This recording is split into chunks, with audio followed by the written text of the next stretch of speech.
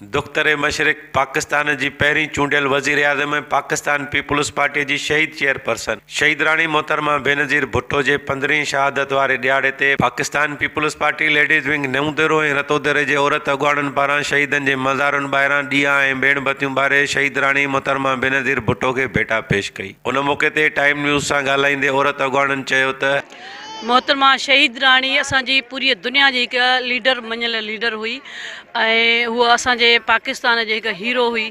जॾहिं असां खां हूअ पाकिस्तान आई असां खां हूअ अलॻि थी वई। यकीन कयो त असांजो पाकिस्तान हिकु यतीम थी वियो हो।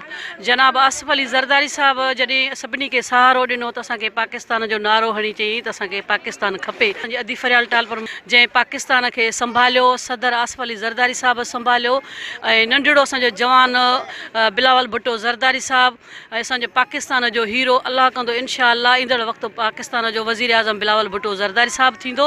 27 डिसंबर 15 वरसी तारीख़ आहे वरसी आहे।